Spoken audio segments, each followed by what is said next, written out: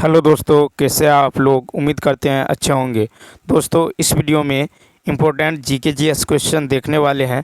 यह वीडियो बिहार शिक्षक भर्ती 2024 के लिए अति महत्वपूर्ण रहने वाला है, तो आप लोग लास्ट तक जरूर बने रहिएगा। तो चलिए देखते हैं क्वेश्चन नंबर फर्स्ट से।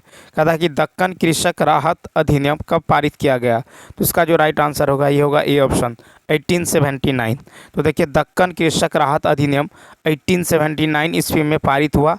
1875 से 79 में दक्कन विद्रोह महाराष्ट्र के पूना, अहमदाबाद, सतारा और शोलापुर आदि क्षेत्रों में मुख्य रूप से फैला। दक्कन विद्रोह मुख्यतः मराठा किसानों द्वारा जो है सूद पर पैसा देने वाले साहूकारों के विरुद्ध किया गया था।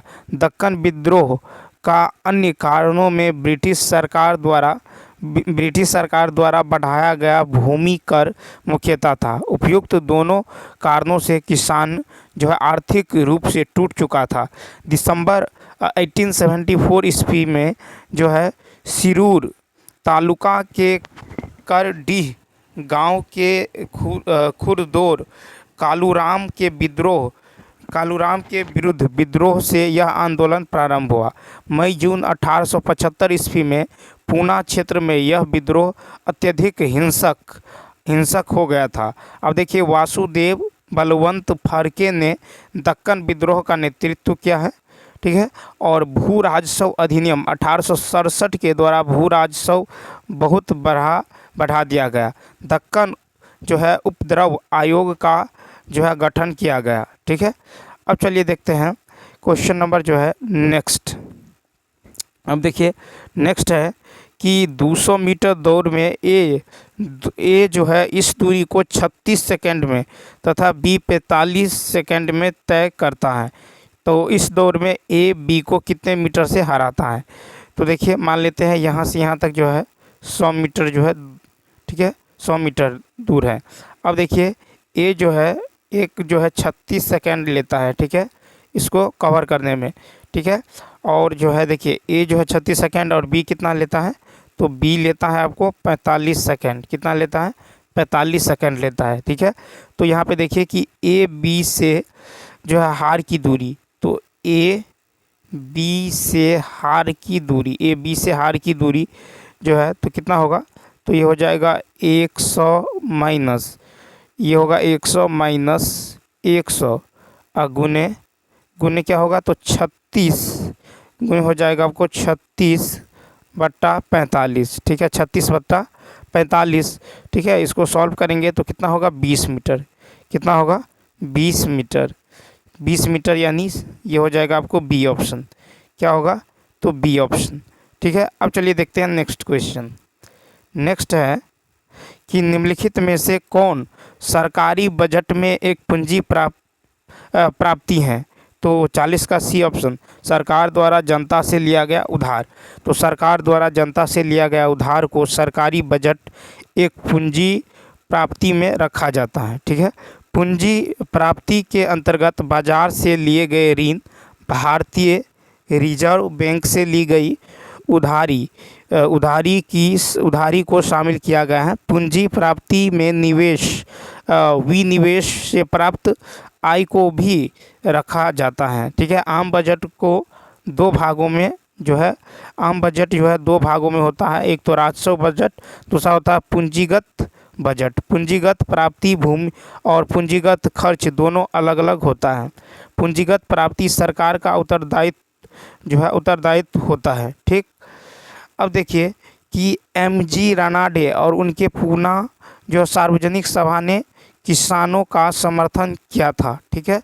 नेक्स्ट देखिए कि राजस्व प्राप्तियों की प्रकृति जहाँ अकाल्पनिक किस्म की होती है, वहीं पूंजीगत प्राप्तियों की जो प्रकृति है ये दीर्घकालिक होती है। मृदा बाजार जो है अल्पकालीन प्रवृत्ति की होती हैं, ठीक है। नेक्स्ट क्वेश्चन देखिए। नेक्स्ट क्वेश्चन है कि किस प्राणी के प्लाज्मा में हीमोग्लोबिन का विलय होता है? 41 का होगा सी यानी केचुआ। तो देखिए केचुआ के प्लाज्मा में हीमोग्लोबिन का विलय हो जाता है। यह जो है एनेलिडा संघ का प्राणी है। केचुए तथा जोंक में नर एवं मादा पृथक नहीं होते। केचुआ किसानों के सच्चे मित्र एवं सहायक हैं। ये खेत के मृदा को एक प्रकार से ऊपर नीचे कर किसानों के लिए मृदा को उपजाऊ बनाता है। ठीक है, यह जो है जिस मिट्टी में रहता है वहाँ की मिट्टी को जो है पोली कर देता है। ठीक है, जिससे पानी एवं हवा जो है आसानी से इसमें प्रवेश कर जाती है, जिससे मिट्टी जो है भूरी भूरी जो है हो जाती है, भूरी हो जाती है। मेढक उभयचर प्राणी है। यह एमीफीबिया वर्ग में आता है। ठीक है, यह त्वचा, फेफड़ा एवं गिल तीनों से शोषण करता है। मत्स्य गिल से शोषण करता है और इसके हृदय में 2 चैम्बर होते हैं। यह जो है जल में घुले ऑक्सीजन का उपयोग श्वसन के रूप में करते हैं। नेक्स्ट क्वेश्चन, हाल ही में किस भारतीय महिला पर्वतारोही ने तुर्की की सबसे ऊंची चोटी माउंट अरारत को फतह कर तिरंगा फहराया? A option Lakshmi Jha. तो हाल ही में भारतीय महिला पर्वतारोही लक्ष्मी झा ने तुर्की की सबसे ऊंची चोटी माउंट अरारत को फतह कर तिरंगा फहराया। 18 अगस्त 2023 को तुर्की की सबसे ऊंची चोटी माउंट अरारत को फतह कर तिरंगा फहराया। बिहार के सहरसा जिले की निवासी भारत की एकमात्र महिला पर्वतारोही जो किलिमंजारो चोटी तंजानिया को भी फतह कर चुकी हैं। नेक्स्ट क्वेश्चन देखिए, नेक्स्ट क्वेश्चन है कि ऑस्ट्रेलियन ओपन महिला एकल खिताब 2023 किसने जीता है? A option A सवालेंका। तो देखिए 29 जनवरी 2023 को ऑस्ट्रेलियन ओपन महिला एकल का खिताब ए सवालेंका ने जीता है। 29 जनवरी 2023 को ऑस्ट्रेलियन ओपन जो है महिला एकल का खिताब ए सवालेंका ने जीता है। ऑस्ट्रेलियन ओपन 2023 के पुरुष एकल के विजेता जो है हेक नोवाक जोकोविच है। ठीक है, क्वेश्चन नंबर देखिए नेक्स्ट। कथा सितंबर 2023 में कौन मास्टर कार्ड इंडिया के नए अध्यक्ष नियुक्त हुए हैं? तो होगा ई ऑप्शन। तो देखिए सितंबर 2023 में मास्टर कार्ड इंडिया के नए अध्यक्ष रजनीश कुमार को नियुक्त किया गया है। मास्टर कार्ड एक अमेरिकी भुगतान प्रसंस्करण कंपनी है। इसकी स्थापना 1966 ईस्वी में हुई थी। इसका मुख्यालय न्यूयॉर्क अमेरिका में है। क्वेश्चन नंबर देखिए 45। देखिए क्वेश्चन नंबर 45 है कि 2 ओम, 3 ओम व 5 ओम के 3 प्रतिरोध को समांतर क्रम में जोड़कर 20 वोल्ट का विभवांतर जो है इस संयोजन के सिरों पर लगाया जाता है। 3 ओम के प्रतिरोध के सिरों पर विभवांतर होगा। ठीक है, 3 ओम के सिरों पर विभवांतर होगा। तो मान लीजिए पहले जो है ये लेता है कितना, तो 5 ओम। ठीक, 5 ओम। उसके बाद लगाता है आपको 2 ओम। ठीक है, कितना, तो 2 ओम। 2 ओम। उसके बाद जो है यहाँ पे कितना लगाता है, तो 3 ओम। ठीक है, 3 ओम। ठीक है, फिर इसको जो है जोड़ा जाता है, आपको इसको जोड़ा जाता है। ठीक है, इस तरह से 20 वोल्ट। ठीक है, 20 वोल्ट। और ये जो है इस तरह से जो है इसको जोड़ा जाता है। ठीक है, इस तरह से। अब जो है संयोजन अब इसको जो है ऐसे इस तरह से जोड़ दिया जाता है। ठीक है, तो आप देखिए यहाँ पे देखेंगे कि समांतर क्रम संयोजन में जो विभवांतर समान होता है लेकिन धारा जो है भिन्न भिन्न होता है। ठीक है, क्या होता है, धारा तो भिन्न भिन्न होता है। समांतर प्रतिरोध का जो संयोजन होता है ये क्या होता है, तो 1/r इज इक्वल टू क्या होता है, तो 1/r इज इक्वल टू होता है 1/r1 प्लस 1/r2। ठीक है, प्लस क्या होता है 1/r3 होता है। ठीक है, 1/r बराबर 1/r1 plus 1/r2 plus 1/r3 होता है। अब देखिए 2 ओम, 3 ओम और 5 ओम के 3 प्रतिरोध को समांतर क्रम में जोड़कर 20 वोल्ट का जो है विभवांतर इस संयोजन के सिरों पर लगाया जाता है। 3 ओम के प्रतिरोध के सिरों पर भी विभवांतर जो है 20 वोल्ट जो है होगा। तो 3 ओम 3 ओम के प्रतिरोध के सिरों पर भी जो विभवांतर है ये कितना होगा, तो विभवांतर 20 वोल्ट ही होगा। तो 45 का जो होगा ए ऑप्शन, 45 का क्या होगा, ए ऑप्शन। ठीक है। अब देखिए कि श्रेणी क्रम संयोजन में विभवांतर भिन्न भिन्न लेकिन धारा समान होती है। श्रेणी क्रम जो संयोजन में विभवांतर भिन्न भिन्न लेकिन धारा क्या होता है, समान होता है। वहीं समांतर क्रम में संयोजन में विभवांतर समान लेकिन धारा क्या होता है, भिन्न भिन्न होता है। ठीक। अब देखिए श्रेणी क्रम संयोजन में आर एस बराबर क्या होता है, R1 + R2 + R3। प्रतिरोध धारा के प्रवाह के मार्ग में जो है अवरोध होता है। ठीक। अब देखिए 46, क्वेश्चन नंबर 46 है, एक पारितंत्र में ऊर्जा का प्रवाह सदैव, तो देखिए ए ऑप्शन, यानी एक दिशा में होता है, एक दिश की। तो एक पारितंत्र में ऊर्जा का प्रवाह सदैव एक दिशा में होता है। यदि एक बार ऊर्जा जो है अगले पोषी स्तर में प्रवाहित हो जाती है तो वह पुनः वापस नहीं होती है। ठीक है। अब देखिए कि शाकाहारियों में स्थानांतरित ऊर्जा वो जो है वापस स्वयं पोषियों को प्राप्त नहीं होता है। उत्पादक सौर ऊर्जा का स्थिरीकरण करते हैं। ठीक है।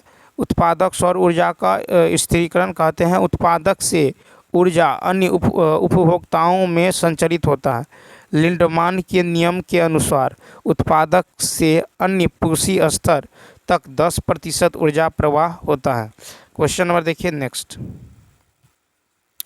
नेक्स्ट क्वेश्चन है कि पोटेशियम फेरोसाइनाइड यानी K4FeCN6 किस प्रकार का लवण है, तो 47 का बी संकर लवण। ठीक है। तो पोटेशियम जो है फेरोसाइनाइड एक संकर लवण है। ठीक है। इसको हम उपसंयोजक यौगिक या संकर यौगिक कहते हैं। इसमें फेरोसाइनाइड आयन FeCN6 के होल पावर 4 जो है उपसंयोजक यौगिक का जो है संकर भाग है। ठीक। अब देखिए कि इसमें 6 साइनाइड आयन होते हैं। इसमें 6 साइनाइड आयन होते हैं जो केंद्रीय Fe2+ आयन से अस्थायी रूप से जुड़े होते हैं। ठीक है। प्रबल अम्ल एवं प्रबल क्षारक की अभिक्रिया से सामान्य लवण का निर्माण होता है। ठीक है। जैसे NaCl, KCl, BaCl2। ठीक है। अब देखिए कि प्रबल अम्ल एवं निर्बल क्षारक की अभिक्रिया से अम्लीय लवण का निर्माण होता है। क्वेश्चन नंबर नेक्स्ट है, खाली स्थान के कारण आकाश में तारा टिमटिमाता दिखता है। तो 48 का सी ऑप्शन, वायुमंडल द्वारा प्रकाश के अपवर्तन। वायुमंडल द्वारा प्रकाश के अपवर्तन के कारण प्रकाश में तारा टिमटिमाता दिखता है। ठीक है। जब प्रकाश की किरण एक माध्यम से दूसरे माध्यम में जाती हैं तो वे जो है अपने मार्ग से विचलित हो जाती हैं। यह घटना प्रकाश का अपवर्तन कहलाती है। क्या कहलाती है? प्रकाश का अपवर्तन। लाल रंग में अपवर्तन सबसे कम और बैंगनी रंग का अपवर्तन जो है अपवर्तनांक सबसे अधिक होता है। ठीक है। अब चलिए देखते हैं कि अपवर्तन का उदाहरण, जैसे सूर्योदय के पहले और सूर्यास्त के बाद भी सूर्य दिखाई देता है। जल के अंदर पड़ी हुई मछली वास्तविक गहराई से कुछ ऊपर उठी हुई दिखाई पड़ती हैं। द्रव में अंशतः डूबी हुई सीधी छड़ टेढ़ी दिखाई पड़ती है। ये सब है अपवर्तन का उदाहरण। ठीक है। क्या है? तो अपवर्तन का है उदाहरण। अब देखिए अपवर्तन क्वेश्चन नंबर जो है 49, क्वेश्चन नंबर 49 है कि उपास्थि जो है निम्न में से किस में नहीं पाई जाती हैं। तो 49 का होगा सी ऑप्शन। 49 का क्या होगा? तो सी ऑप्शन होगा, यानी ब्रिक में। तो नाक, कान और कंठ में उपास्थि पाई जाती हैं। नाक, कान और कंठ में उपास्थि पाई जाती है, जबकि ब्रिक में यह नहीं पाई जाती है। उपास्थि मानव शरीर एवं अन्य प्राणियों में पाया जाने वाला लचीला संयोजी उत्तक है। यह जो है कॉन्ड्रोसाइट्स कोशिकाओं से बने होते हैं। उपास्थि की संरचना के अनुसार ये मुख्य रूप से कोलेजन या एलास्टिन का बना होता है। क्वेश्चन नंबर देखिए 50। अब क्वेश्चन नंबर 50 है कि सूर्य ग्रहण के समय दिखाई देने वाला उसका बाह्यतम भाग जिसे सूर्य मुकुट भी कहा जाता है, निम्न में से कौन सा है? तो 50 का सी, परिमंडल या कोरोना। तो सूर्य ग्रहण के समय दिखाई देने वाला उसका जो बाह्यतम भाग है, जिसे सूर्य मुकुट भी कहा जाता है, ये वह जो है परिमंडल या जो है कोरोना है। सूर्य के वर्णमंडल के परे भाग को किरीट या कोरोना कहते हैं। कोरोना चांद या पानी की बूंदों के विवर्तन के द्वारा सूर्य के चारों ओर बनाई गई एक जो है पस्टेल हेलो को कहते हैं। अब कोरोना का निर्माण प्लाज्मा द्वारा होता है। सूर्य में पदार्थ की प्लाज्मा अवस्था होती है। इसमें पदार्थ आयन के रूप में जो है रहते हैं। क्वेश्चन नंबर देखिए नेक्स्ट। क्वेश्चन नंबर 51 है कि निम्नलिखित में से कौन वोल्टता को निरूपित करता है? तो ए ऑप्शन, ठीक है, वोल्टता को निरूपित करता है। तो किया गया कार्य बट्टा में विद्युत धारा गुने समय, ठीक है। वोल्टता इज इक्वल टू किया गया कार्य बट्टे होगा विद्युत धारा इंटू समय, ठीक है। अब देखिए किया गया कार्य बराबर होता है आवेश गुने विभवांतर, ठीक है। किया गया कार्य बराबर क्या होता है? आवेश गुने विभवांतर, आवेश गुने जो है विभवांतर, ठीक है, विभवांतर। या फिर आवेश बराबर होता है धारा गुने समय। क्या होता है? धारा अगुना में समय, आवेश धारा गुना समय अगुना में क्या होगा? तो विभवांतर, ठीक है, विभवांतर, ठीक है, विभवांतर। आवेश बराबर धारा इंटू समय होता है, ठीक है। तो विभवांतर बराबर क्या होगा? इधर आपको हो गया क्या? तो कार्य, किया गया कार्य, तो विभवांतर बराबर होगा किया गया कार्य, अब बट्टे में हो जाएगा धारा गुने विद्युत धारा गुने समय। अब देखिए वोल्टता कैसा है? मात्रक वोल्ट होता है। वोल्टता या विभवांतर को मापने के लिए वोल्ट मीटर का प्रयोग किया जाता है। सेल का विद्युत वाहक बल को मापने के लिए पोटेंशियोमीटर का प्रयोग किया जाता है। सेल का विद्युत वाहक बल मापने के लिए पोटेंशियोमीटर का यूज किया जाता है। नेक्स्ट देखिए, नेक्स्ट क्वेश्चन है कि वह वस्तुएं जिनका गंध जो एसिडिक तथा बेसिक माध्यम में बदलता हो को खाली स्थान कहते हैं। ए ऑप्शन, ऑल्फैक्टरी संकेतक। तो वह वस्तुएं जिनका गंध एसिडिक तथा बेसिक जो है माध्यम में बदलता हो उसको क्या कहते हैं? ऑल्फैक्टरी संकेतक कहते हैं। प्याज और लहसुन में गंध का कारण सल्फर की उपस्थिति है।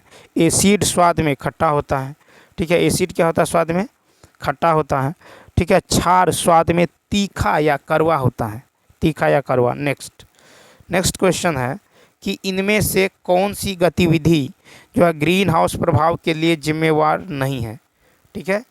तो इसका यदि देखें 53 का क्या होगा? ए ऑप्शन, परिवहन के लिए सोलर कार का उपयोग। परिवहन के लिए सोलर कार का उपयोग ग्रीन हाउस प्रभाव के लिए जिम्मेदार नहीं है। अब देखिए गैसीय प्रदूषकों को उनके स्रोतों के आधार पर निम्नलिखित भागों में बांटा गया है। धान के खेतों तथा जुगाली करने वाले मवेशियों के मुख से मीथेन गैस निकलता है। गंधक युक्त जीवाश्म ईंधनों के जलाने से SO2, SO3, H2S तथा H2SO4 आदि उत्पन्न होते हैं। जीवाश्म ईंधनों अर्थात खनिज तेल तथा कोयला के जलाने से CO2 तथा CO कोबाल्ट निकलता है। एरोसोल कैन तथा रेफ्रिजरेशन प्रणाली में CFC उत्पन्न होता है। क्वेश्चन नंबर नेक्स्ट है वर्साई की संधि किस वर्ष में जो है हस्ताक्षरित हुई थी? तो बी ऑप्शन 1919। वर्साई की संधि 1919 में हस्ताक्षरित हुई थी। प्रथम विश्व युद्ध 1914 से 18 ईस्वी के समापन पर पेरिस में शांति सम्मेलन 1919 जो है आयोजित किया गया। वर्साई की संधि 28 जून 1919 ईस्वी को जर्मनी के साथ हुई। संधि के तहत जर्मनी की सेना 1 लाख तक सीमित कर दी गई। प्रथम विश्व युद्ध के दौरान होने वाली वर्साई की संधि में द्वितीय विश्व युद्ध का बीजारोपण हुआ। वर्साई की संधि को आरोपित संधि के नाम से भी जाना जाता है। द्वितीय विश्व युद्ध में जर्मनी की हार का श्रेय रूस को दिया जाता है। क्वेश्चन नंबर देखिए नेक्स्ट। अब नेक्स्ट है कि धौलावीरा और लोथल की जो प्राचीन हड़प्पा बस्तियां वर्तमान भारतीय राज्य खालिस्तान में स्थित है? 55 का होगा ए, गुजरात। तो देखिए धौलावीरा और लोथल का प्राचीन हड़प्पा बस्तियां ये वर्तमान भारतीय राज्य गुजरात में स्थित है। धौलावीरा गुजरात के कच्छ के रण में अवस्थित है। लोथल नगर योजना तथा अन्य भौतिक वस्तुओं के आधार पर एक लघु हड़प्पा या लघु मोहनजोदड़ो नगर जो है प्रतीत होता है। लोथल की सबसे प्रमुख विशेषता जहाज़ों की गोदी है। ठीक है, लोथल तथा कालीबंगन के पुरास्थलों से अग्निकुंड अथवा यज्ञ वेदियों के साक्ष्य मिलते हैं। हाथी दांत का पैमाना में लोथल में मिला है। हाथी दांत का पैमाना जो है लोथल में मिला है। हड़प्पा संस्कृति के संदर्भ में शैलकृत स्थापत्य के प्रमाण जो है धौलावीरा में से मिला है। क्वेश्चन नंबर नेक्स्ट देखिए, नेक्स्ट क्वेश्चन है कि बुद्ध के गृह त्याग के उपरांत उनके गुरु कौन थे? तो 56 का होगा डी ऑप्शन। तो बुद्ध के गृह त्याग के उपरांत उनके गुरु थे अलार कलाम और रुद्रक रामपुत्र। तो देखिए सिद्धार्थ ने 29 वर्ष की अवस्था में गृह त्याग किया, जिसे बौद्ध धर्म में महाभिनिष्क्रमण कहते हैं।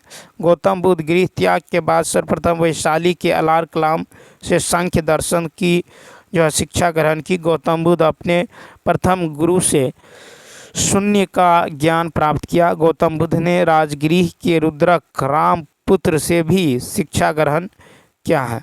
यह गौतम बुद्ध ने योग का ज्ञान प्राप्त किया। सिद्धार्थ को संबोधि 35 वर्ष की अवस्था में जो है निरंजना नदी के तट पर पीपल वृक्ष के नीचे पूर्णिमा की रात्रि में प्राप्त हुआ। गौतम बुद्ध ने सारनाथ में अपने 5 मित्रों को जो है दिया, जो बौद्ध धर्म में धर्म चक्र प्रवर्तन कहलाता है। नेक्स्ट क्वेश्चन, और देखिए नेक्स्ट क्वेश्चन है कि भारत में स्थानीय स्वायत्त शासी संस्थाएं 1882 में सशक्त की गई थी। तो 57 का बी ऑप्शन, यानी लॉर्ड रिपन द्वारा भारत में स्थानीय जो है स्वायत्त शासी संस्थाएं 1882 में सशक्त जो है लॉर्ड रिपन द्वारा की गई। लॉर्ड रिपन 1880 से 84 ईस्वी तक भारत का वाइसराय थे। लॉर्ड रिपन उदारवादी दल का सदस्य था। लॉर्ड रिपन ने कलकत्ता के संबोधन में कहा था कि आप मेरा मूल्यांकन मेरे शब्दों से नहीं मेरे कार्यों से करना है। कहता लेडी विद द लैंप यानी फ्लोरेंस नाइटिंगेल ने लॉर्ड रिपन को भारत के महान उद्धारक की संज्ञा दी।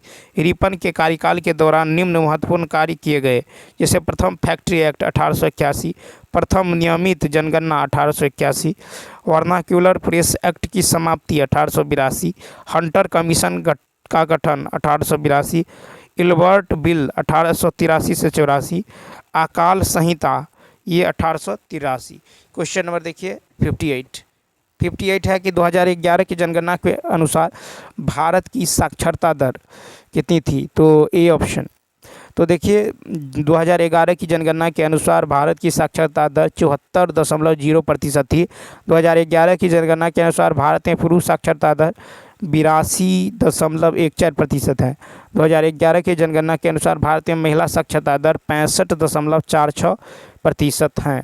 सबसे कम साक्षरता वाला राज्य बिहार 2011 की जनगणना के अनुसार 61.82%। 2011 की जनगणना के अनुसार सर्वाधिक साक्षरता वाला राज्य केरल है 93.91%, 93.91%। क्वेश्चन नंबर देखिए नेक्स्ट। अब नेक्स्ट क्वेश्चन है कि 1903 में दक्षिण अफ्रीका में महात्मा गांधी ने किस अखबार की स्थापना की? तो 59 का होगा बी, इंडियन ओपिनियन। तो 1903 में दक्षिण अफ्रीका में गांधी जी ने इंडियन ओपिनियन अखबार की स्थापना की। यह अखबार गुजराती, हिंदी, तमिल और अंग्रेजी में प्रकाशित होता था। फिनिक्स फॉर्म महात्मा गांधी द्वारा स्थापित प्रथम जो है आश्रम था। 1904 में डरबन में फिनिक्स फॉर्म की स्थापना की। महात्मा गांधी जी ने सर्वप्रथम वर्ष 1901 में आयोजित कांग्रेस के कलकत्ता अधिवेशन में भाग लिया था। महात्मा गांधी जी ने वर्ष 1915 में अहमदाबाद के कोचरब क्षेत्र में सत्याग्रह आश्रम की स्थापना की थी। ठीक है, सत्याग्रह आश्रम को 1917 ईस्वी में अहमदाबाद के साबरमती नदी तट पर लाया गया। दक्षिण अफ्रीका में सत्याग्रह, ग्राम स्वराज, स्वस्थ की कुंजी और हिंद स्वराज आदि पुस्तकें के लेखक गांधी जी हैं। क्वेश्चन नंबर देखिए नेक्स्ट, भारतीय संविधान के किस अनुच्छेद के तहत राष्ट्रपति मृत्यु दंड को क्षमा कर सकते हैं? तो 60 का होगा सी ऑप्शन, अनुच्छेद 72। भारतीय संविधान के अनुच्छेद 72 के तहत राष्ट्रपति मृत्यु दंड को क्षमा कर सकते हैं। अनुच्छेद 72 के तहत देखिए, राष्ट्रपति का क्षमादान शक्ति न्यायपालिका से स्वतंत्र है और यह एक कार्यकारी शक्ति है, परंतु राष्ट्रपति इस शक्ति का प्रयोग जो है विधि सम्मत होना चाहिए। अनुच्छेद 143 के तहत राष्ट्रपति को उच्चतम न्यायालय से परामर्श मांगने का अधिकार है। किसी भौगोलिक क्षेत्र को अनुसूचित क्षेत्र घोषित करने का संवैधानिक अधिकार राष्ट्रपति के पास है। राष्ट्रपति के चुनाव में नामांकन के लिए उम्मीदवारों के कम से कम 50 प्रस्तावक व 50 अनुमोदक होना चाहिए। राष्ट्रपति उम्मीदवार को जमानत राशि के रूप में 15,000 रुपये जमा करना होता है। यदि उम्मीदवार कुल डाले गए मतों का 1/6 भाग प्राप्त करने में असमर्थ रहता है तो जमानत राशि जब्त कर ली जाती है। क्वेश्चन नंबर देखिए नेक्स्ट, अब क्वेश्चन नंबर 61 है कि निम्नलिखित में से कथनों में से कौन सा सही है? 61 का होगा ए। तो देखिए, राज्यसभा के 12 सदस्यों को राष्ट्रपति द्वारा नामित किया जाता है, कथन सही है। राज्यसभा में नामित 12 सदस्यों को कला, साहित्य, विज्ञान और समाज सेवा से संबंधित विशेष ज्ञान या व्यावहारिक अनुभव वाले व्यक्तियों को चुना जाता है। राज्यसभा में अधिकतम सीटों की संख्या 250 निर्धारित जो है की गई हैं। ठीक है, वर्तमान में राज्यसभा में 245 सदस्य हैं। ठीक है, राज्यसभा में 225 सदस्य राज्यों का प्रतिनिधित्व हैं, 8 संघ राज्य क्षेत्रों का प्रतिनिधित्व करते हैं और 12 सदस्य राष्ट्रपति द्वारा मनोनीत किया जाता है। क्वेश्चन नंबर देखिए 62। क्वेश्चन नंबर 62 है कि भारत के मूल संविधान में क्रमशः कितने अनुच्छेद और अनुसूचियाँ थी? 62 का ए ऑप्शन, यानी 395 और 8। तो भारत के मूल संविधान में क्रमशः 395 अनुच्छेद और 8 अनुसूचियाँ थी। संविधान के मूल पाठ में 22 भाग, 395 अनुच्छेद और 8 अनुसूचियाँ थी। ठीक है, कितनी? 8 अनुसूचियाँ थी। तो संविधान के मूल पाठ में 22 भाग, 395 अनुच्छेद और 8 अनुसूचियाँ थी। वर्तमान समय में संविधान में लगभग 470 अनुच्छेद, 12 अनुसूचियाँ, 470 अनुच्छेद, 12 अनुसूचियाँ और 25 भागों में विभाजित है। संविधान सभा की पहली बैठक 9 दिसंबर 1946 को हुई। संविधान निर्माण की प्रक्रिया में कुल 2 वर्ष 11 महीना और 18 दिन लगे। संविधान के प्रारूप पर कुल 114 दिन बहस हुई। संविधान के निर्माण पर लगभग कुल 64 लाख रुपये खर्च आया। 24 जनवरी 1950 को संविधान सभा की अंतिम बैठक हुई। क्वेश्चन नंबर नेक्स्ट, निम्नलिखित में से किस महासागर का सबसे गहरा बिंदु जावा गर्त है? तो 63 का सी, हिंद महासागर। हिंद महासागर का सबसे गहरा बिंदु जावा गर्त है। जावा गर्त को सुंडा गर्त के नाम से जाना जाता है।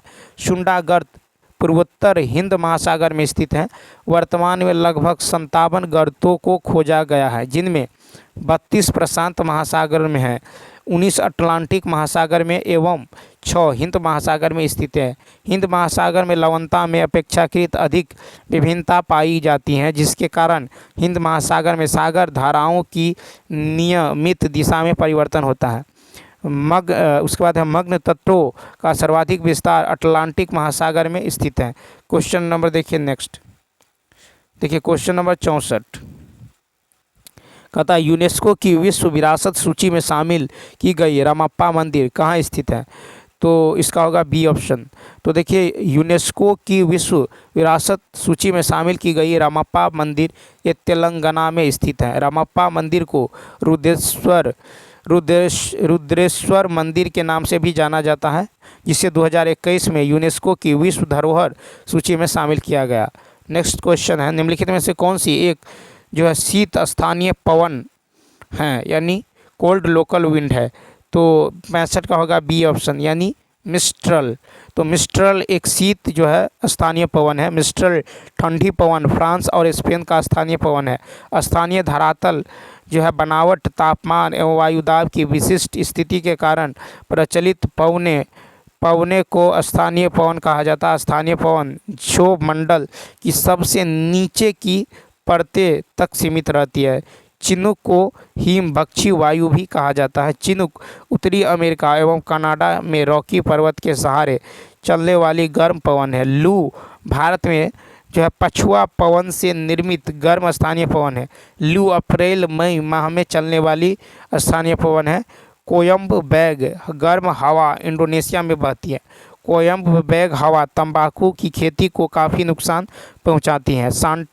उसके बाद है सांता आना कैलिफोर्निया में सांता आना घाटी से चलने वाली गर्म एवं शुष्क धूल भरी आंधी है। इराक तथा फारस की खाड़ी में चलने वाली गर्म एवं शुष्क हवा है। और वर्गस गर्म हवा दक्षिण अफ्रीका में बहती है। नेवाडोस स्थानीय शीतल हवा ये जो है इक्वाडोर में बहती हैं। कहाँ बहती हैं?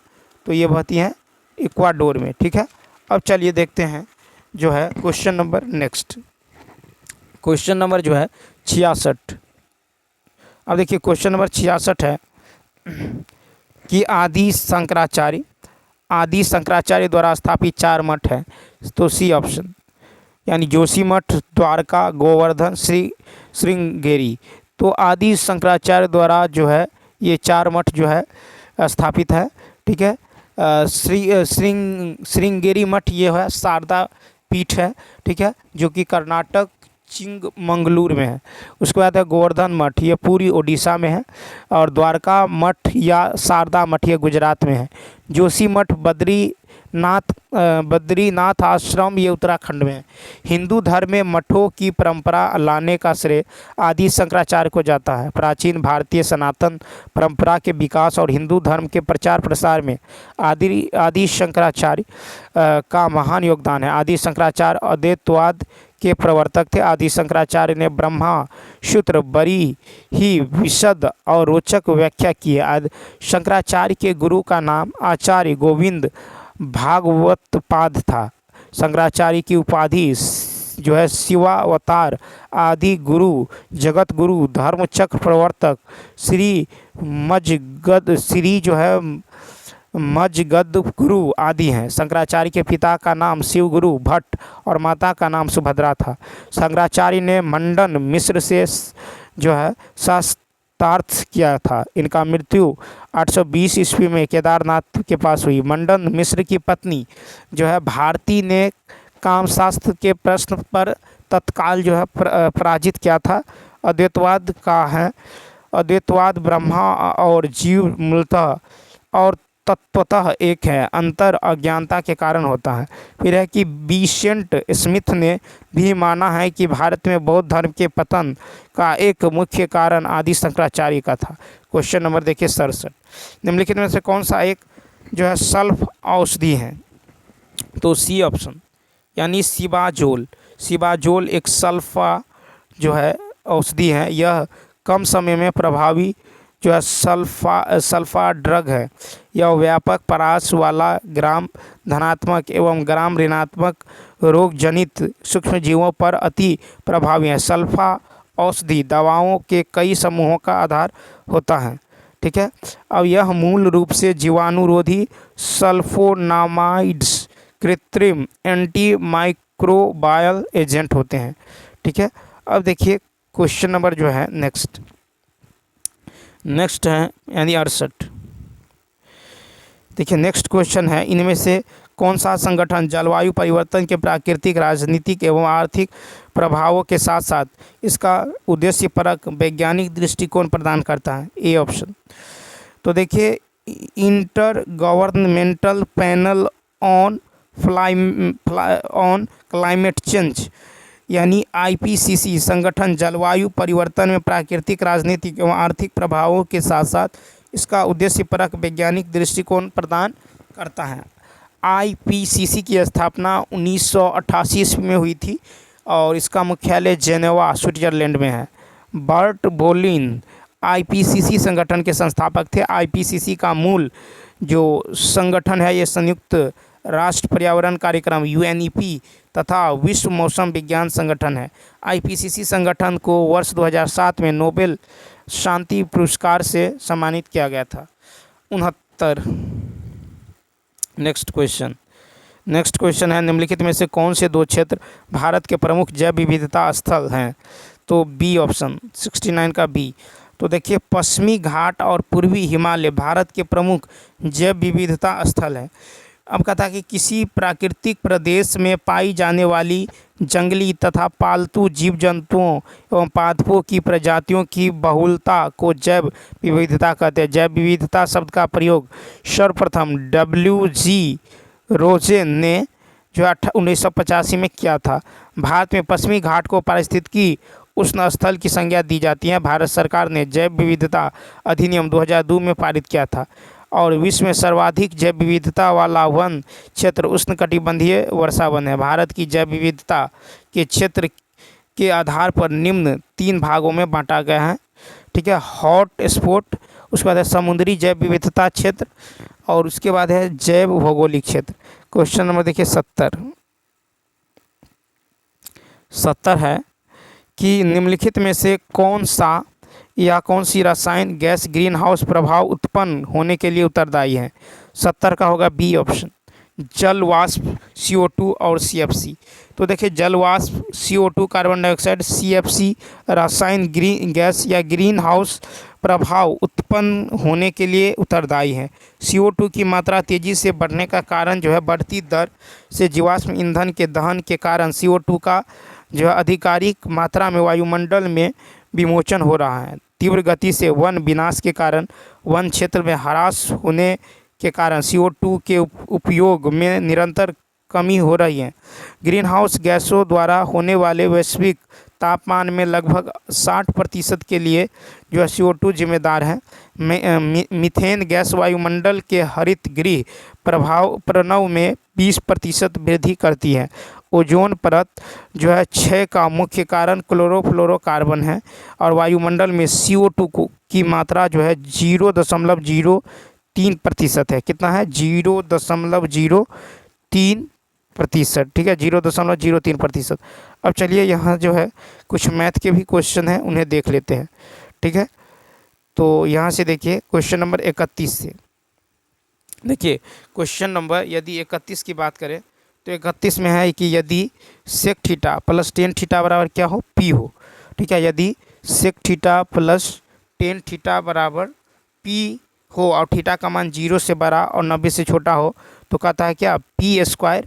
ठीक है, P² माइनस 1/P² प्लस 1 बराबर होगा। तो 31 का देखिए, तो यहाँ पे हम ले लेते हैं कि थीटा का मान यदि आप 30 ले लें। ठीक है, थीटा का मान कितना? थीटा का मान यदि आप 30 लेते हैं। ठीक है, थीटा का मान कितना लेते हैं? थीटा का मान 30 डिग्री। तो ये हो जाएगा आपको, देखिए, तो ये थीटा का मान 30 लेंगे तो सेक 30 डिग्री का मान कितना होगा? सेक 30 डिग्री का जो मान होगा ये होगा 2/√3। क्या होगा? 2/√3। फिर प्लस यदि आप टेन थीटा का मान 30 लेते हैं तो क्या होगा? 1/√3। 1/√3 ये बराबर क्या होगा? तो P। तो P का मान क्या होगा? P का मान हो जाएगा आपको √3 का। P का मान कितना होगा? √3 के बराबर, √3 के बराबर। अब P² माइनस 1 क्या होगा? तो P² माइनस 1 होगा 3 माइनस 1। P² प्लस 1 होगा 3 प्लस 1, यानी कितना होगा? तो 2/4 कट के 1/2 कितना होगा? 1/2। 1/2 कहे तो साइन 30 डिग्री। क्या होगा? Sign 30 degree. साइन जो है 30 डिग्री, साइन 30 डिग्री की जगह क्या रखेंगे, साइन 60 यानी साइन थीटा, साइन थीटा। तो इसका जो राइट आंसर होगा ये होगा ए ऑप्शन। ठीक है, तो ले लेना है थीटा का मान कितना लेना है, 30 डिग्री। ठीक है, थीटा का मान 30 लेंगे क्योंकि 30 जो है 0 से बड़ा और 90 से छोटा है। चलिए देखते हैं नेक्स्ट क्वेश्चन। देखिए नेक्स्ट क्वेश्चन है कि x के योग को ABCD के बीच इतना के अनुपात में विभाजित किया गया है, किया गया था यदि B और D के शेयरों के बीच का अंतर इतना हो तो x का मान। तो यहाँ पे देखिए A अनुपात B अनुपात C अनुपात D ले लेते हैं। अब देखिए इसका जो है क्या करेंगे, कितना है 1/3 1/5 1/6 और 1/9। ठीक है, 1/9 है। तो अगर आप इस सबों का एलसीएम ले ले 3 5 6 9 का, 3 5 6 और 9 का एलसीएम लीजिएगा तो ये हो जाएगा आपको, इसको छोड़ेंगे तो देखिए 3 5 6 9 एलसीएम ले लीजिए। तो 3 से 3 का 3 5 3 दूनी 6 3 तिया 9। ठीक है, ये हो जाएगा 3 दूनी 6 5 30 30 तिया 90। ठीक है, कितना होगा 90। तो 90 इसका एलसीएम होगा, सॉरी, तो ये हो जाएगा ABCD 90। तो देखिए 90 तो 1/3 को ना 90 से गुना कर दीजिए तो कितना होगा, A की जगह 30। फिर देखिए 1/5 को 90 से गुना करेंगे तो कितना होगा 18। फिर देखिए 1/6 को 90 से गुना करेंगे तो कितना होगा 15। फिर 1/9 को 90 से गुना करेंगे कितना होगा 10 होगा, कितना होगा 10 होगा। अब देखिए कहता है कि बी और डी के शेयरों के बीच अंतर, बी और डी के शेयरों के बीच, बी और डी के शेयरों के बीच अंतर कितना है, 8 का अंतर है। कितना है, 8 का अंतर। और यहाँ पे अंतर कितना है 832। ठीक है, 801 का मान निकाल लीजिए, 8 1 8 0 8 चौक 32, कितना हुआ 104। तो कहता है क्या, तो कहता है कि x का मान ज्ञात करें। ठीक है, x का मान ज्ञात करें और x के योग यानी इस सबों का योग अब कर निकालिए, यानी 30 + 18 + 15 + 10, 8 5 कितना होगा 13। ठीक है, 3 1 4 5 6 1 7। ठीक है, इसको जो है 104 से गुना करेंगे। ठीक है, तो कितना होगा 4 तिया 12। ठीक है, 4 तिया 12। तो यदि देखें 32 का, तो 4 तिया 12 इकाई स्थान पर जो है सी ऑप्शन में ही इकाई स्थान पर 2 है, तो इसका सी ऑप्शन क्या होगा, राइट होगा। 32 का जो है क्या होगा, सी ऑप्शन। अब चलिए देखते हैं क्वेश्चन नंबर जो है, क्वेश्चन नंबर हो जाएगा आपको कितना, तो क्वेश्चन नंबर 33। चलिए देखते हैं। देखिए क्वेश्चन नंबर 33 है कि 4 पुरुष और 6 महिलाएं एक निश्चित कार्य को 5 दिनों में पूरा कर सकते हैं। ठीक है, जबकि 3 पुरुष और 4 महिलाएं 7 दिनों में पूरा कर सकते हैं। कितने पुरुषों को सहायता करनी चाहिए, 25 महिला समान कार्य को 5 दिनों में 2 से 1/2 गुना पूरा करेगी। तो देखिए, तो 4 जो है 4 पुरुष 4 मेल और 6 महिलाएं ये जो है 5 दिनों में कार्य करती है। ठीक, और है कि 3 पुरुष और 4 महिला, 3 पुरुष और 4 महिला, 3 पुरुष 4 महिला, ये जो है 3 पुरुष 4 महिला ये कितने दिनों में करते हैं, तो 7 दिनों में। ठीक है, 7 दिनों में करती है। तो यहाँ पे क्या करेंगे, 7 से गुना कर देंगे। इसको यदि आप सॉल्व करेंगे तो यहाँ से आपको M और W यानी पुरुष और महिला का जो रेशियो निकल जाएगा ये निकलेगा 2/1 यानी 2:1। ठीक, कितना निकलेगा, तो 2:1 यानी मेल का 2 वुमेन का 1।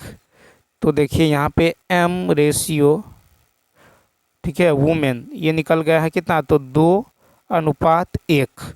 ठीक है, 2:1। अब देखिए क्या करते हैं, अकॉर्डिंग टू क्वेश्चन क्या कहता है कि जो है क्वेश्चन कहता है कि कितने पुरुषों की सहायता करनी चाहिए। ठीक है, तो यहाँ पे हम ले लेते हैं 4 महिला, तो 4 जो है 4 पुरुष और पुरुष का जो एफिशिएंसी कितना है, तो 2 है, तो 4 × 2। ठीक है, प्लस × 1, इसका एफिशिएंसी 1 है तो 6 × 1। और ये जो है 5 दिनों में 1 कार्य करती हैं, 5 दिनों में 1 कार्य।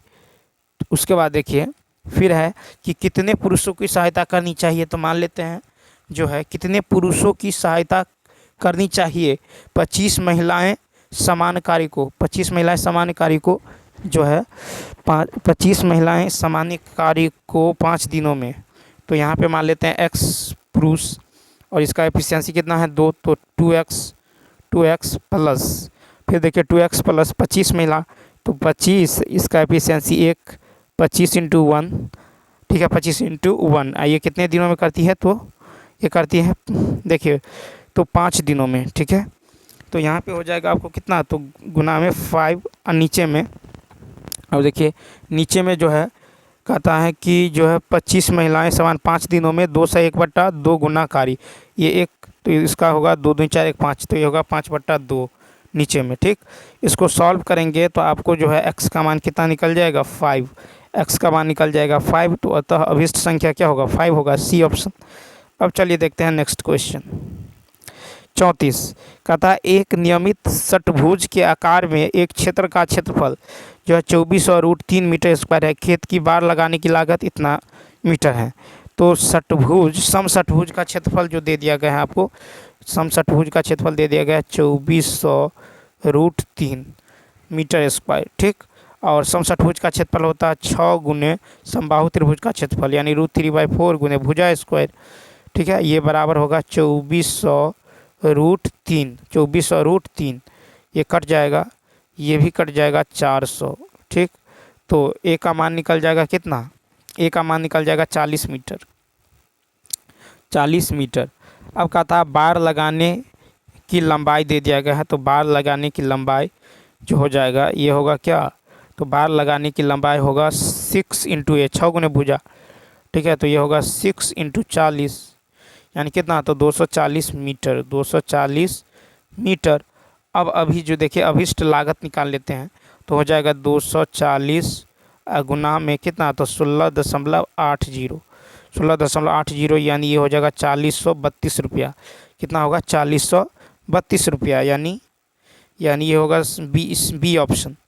क्वेश्चन नंबर देखिए 35, क्वेश्चन नंबर 35 है कि यदि किसी वर्ग की भुजा दोगुनी कर दी जाए तो परिणामी वर्ग और दिए हुए वर्ग के क्षेत्रफल का अनुपात। तो यहाँ पे देखिए यदि किसी वर्ग की भुजा 4 गुनी कर दी जाए, मान लीजिए भुजा ए है, परिणामी वर्ग और दिए हुए वर्ग, परिणामी वर्ग और दिए हुए वर्ग के क्षेत्रफल, तो यदि भुजा ए है, मान लीजिए साइड ए है, तो क्षेत्रफल क्या होगा, तो होगा भुजा स्क्वायर, क्या होगा भुजा स्क्वायर। अब देखिए जब साइड को हम क्या कर दें 4 गुनी कर दें, तो ये होगा 4a, ठीक। और इसका जो एरिया हो जाएगा ये होगा 4a स्क्वायर, यानी 16a स्क्वायर, क्या होगा 16a स्क्वायर। तो परिणामी वर्ग का भुजा है 4 है, इसका क्षेत्रफल हो गया 16a स्क्वायर। तो कहता है परिणामी वर्ग का, परिणामी वर्ग, तो ये होगा 16a स्क्वायर, ठीक। और दिए हुए वर्ग, तो दिए हुए वर्ग का क्षेत्रफल है ए स्क्वायर, इसका जो है रेशियो निकालना है, ए स्क्वायर से ए स्क्वायर कट जाएगा तो 16:1, यानी इसका जो राइट आंसर होगा परिणामी वर्ग और दिए हुए वर्ग के क्षेत्रफल का अनुपात क्या होगा, सी ऑप्शन, क्या होगा, तो सी ऑप्शन क्या होगा, राइट होगा, ठीक है। तो सी ऑप्शन। अब चलिए देखते हैं क्वेश्चन नंबर 36, देखिए 36 है कि यदि किसी वृत्त का व्यास, देखिए मान लेते हैं ये जो है किसी वृत्त का व्यास है, यहाँ पे केंद्र है, ठीक है, ए बी, यहाँ पे सेंटर है ओ। तो देखिए यदि किसी वृत्त का व्यास ए बी, ए एवं बी के निर्देशांक 4 6 है, ए के निर्देशांक 4 6, बी के निर्देशांक -2 और 2 है, तो कहता है हो तो वृत्त के केंद्र का निर्देशांक क्या होगा। तो देखिए वृत्त के केंद्र के निर्देशांक जो होगा, मान लेते हैं ये है m, तो ये हो जाएगा 4 -2, यानी 4 + -2/2 कॉमा, फिर हो जाएगा यहाँ पे 6 + 2/2, ठीक है। क्या होता है x1 + x2/2 comma y1 + y2/2, यानी ये कितना होगा, तो ये हो जाएगा 1,4, कितना होगा 1,4, यानी ये 1,4, यानी ई ऑप्शन। नेक्स्ट क्वेश्चन देखिए, नेक्स्ट है कि 5 क्रमागत सम संख्या का औसत m है, ठीक है। 5 क्रमागत सम संख्या का औसत कितना है m। तो यदि आप देखें तो मान लीजिए सम संख्या x, x + 2, x + 2, x + 4, x + 4 comma x + 6, x + 6 comma x + 8, ठीक। और औसत यदि देखें तो औसत इसका कितना है तो एवरेज जो है एक्स प्लस 4 होगा। कितना होगा? X plus 4। 2 इधर छोड़ देंगे, 2 इधर छोड़ देंगे, बीच में क्या बचेगा? X plus 4। तो औसत हो गया एक्स प्लस 4, यानी इसका मान क्या है? एम। ठीक है, एम है। तो कहता है नई संख्याएं, कहता है कि और अगली 5 संख्याएं भी शामिल कर ली जाए। तो अगली 5 संख्या यदि आप शामिल करेंगे तो ये हो जाएगा एक्स प्लस कितना? 10, फिर एक्स प्लस 12, फिर होगा एक्स प्लस 14, एक्स प्लस 16 और एक्स प्लस 18। ठीक, एक्स प्लस क्या होगा? 18। तो नई औसत क्या हो जाएगा? तो नई औसत हो जाएगा आपको x plus 8, x plus 8 plus x plus 10, अब बटा में क्या होगा? 2। तो ये हो जाएगा आपको कितना? एक्स प्लस 9, एक्स प्लस 9, यानी एक्स प्लस 4 प्लस 5 कर देते हैं। तो एक्स प्लस 4 की जगह रखेंगे एम, तो एम प्लस क्या होगा? 5 होगा। एम प्लस 5 यानी ए ऑप्शन। क्या होगा? A option. तो चलिए दोस्तों, इस वीडियो में इतना ही। यदि यह वीडियो अच्छा लगा हो तो लाइक, शेयर और सब्सक्राइब करना ना भूले। साथ ही साथ कमेंट करके बताएं कि यह वीडियो आपको कैसा लगा। तो चलिए मिलते हैं नेक्स्ट वीडियो में। इस वीडियो में इतना ही। Thanks for watching.